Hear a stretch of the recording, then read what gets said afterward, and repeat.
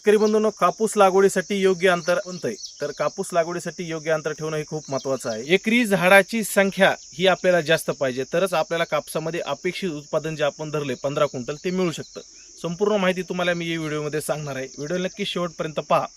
नमस्कार, मी ऋषी मोठे पाटील आणि तुम्ही पाहतात ॲग्री सरकार.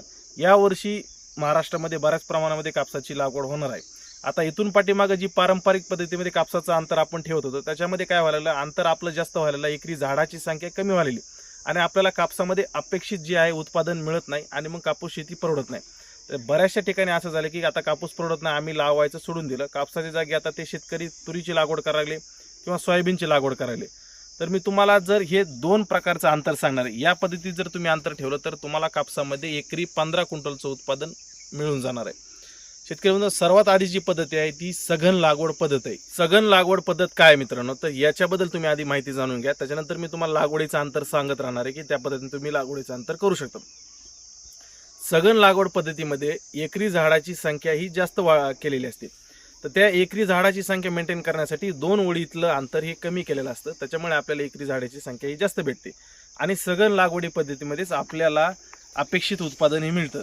आता वसंतराव नाईक कृषी विद्यापीठ यांनी जे संशोधन केले त्या संशोधनानुसार किंवा बऱ्याचशा शेतकऱ्याच्या अनुभवानुसार जर 3/1 वर कापसाची लागवड जर केली तर आपल्याला एकरी झाडाची संख्या ही 14,500 म्हणजे 14,520 भेटते आणि एका झाडाला साधारण 20 ते 25 बोंड जर लागले तरी सुद्धा आपल्याला 15 क्विंटलचं उत्पादन हे कापसामध्ये होतं. ही झाली मित्रांनो सघन लागवड पद्धत. सघन लागवड जर केली तर आपल्याला पारंपरिक पद्धतीपेक्षा एकरी झाडाची संख्या ही दुप्पट ते 4 पट भेटते. आता तुम्हाला इतर जी पण आंतर पद्धत आहे त्याच्यामध्ये एकरी झाडाची आपल्याला संख्या किती भेटते आणि कोणत्या अंतरावर भेटते त्या पद्धतीत तुम्हाला मी बाय स्टेप सांगणार आहे. पारंपरिक पद्धतीने जी पण शेतकरी लागवड करतात त्याच्यामध्ये आपल्याला अंतर जे समजा 4/1 वर लागवड केली तर एकरी झाडाची संख्या किती भेटते त्या पद्धतीमध्ये तुम्हाला मी सांगणार आहे. तर बघा, पारंपरिक पद्धतीमध्ये जर तुम्ही 4/2 वर कापसाची लागवड करताल तर एकरी झाडाची संख्या आपल्याला 5,500 भेटते.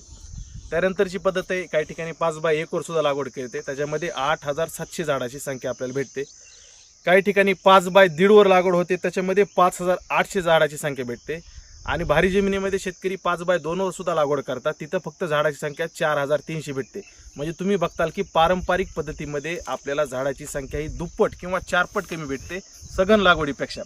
आता शेतकरी बंधूंनो, सघन लागवड कुणी करायची, ज्यांची जमीन हलकी किंवा मध्यम आहे त्यांनी 3/1 वर ही कापसाची लागवड ही त्यांच्यासाठी बेस्ट आहे, कारण की एकरी झाडाची संख्या आपल्याला 14,500 भेटते.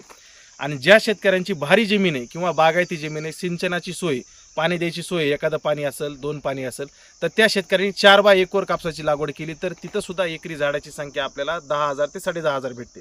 आणि 10,500 जरी संख्या भेटली तरी पण बोंडांची संख्या आपल्याला ही 3/1 लागवडीपेक्षा जास्त मिळेल आणि आपल्याला अपेक्षित उत्पादन 15 क्विंटल हे होऊन जाईल. तर या पद्धतीमध्ये तुम्हाला 2 पद्धतीमध्येच कापसाची लागवड करायची आहे. एक आहे 3/1 वर, ज्यांची जमीन मध्यम किंवा हलकी, आणि ज्यांची जमीन भारी आणि बागायती लागवड आहे त्यांनी 4/1 वर लागवड करायची. इतर पारंपरिक पद्धती असतील किंवा जोडओळ पद्धत असेल, पट्टा पद्धत असेल, ह्या पद्धती टाळा, कारण की त्या पद्धतीमध्ये आपल्याला जास्त फवारण्या कराव्या लागतात, उत्पादन खर्च वाढतो आणि कापूस आपल्याला परवडत नाही. त्यामुळे अशा पद्धतीने लागवड केली तर कमी खर्चात तुम्हाला सुद्धा कापसामध्ये चांगलं उत्पादन भेटणार आहे. शेतकरी बंधूंनो, ज्यांना कापूस पिकाबद्दल मार्गदर्शन पाहिजे अशांना आपण अतिशय माफक दरामध्ये फक्त 99 रुपये भरून सुविधा उपलब्ध केलेल्या आहे. तुम्ही खालील दिलेल्या क्रमांकावर संपर्क साधू. व्हिडिओला जास्तीत जास्त लाईक आणि शेअर करायला विसरू नका. भेटूया पुढच्या व्हिडिओमध्ये. धन्यवाद. जय महाराष्ट्र.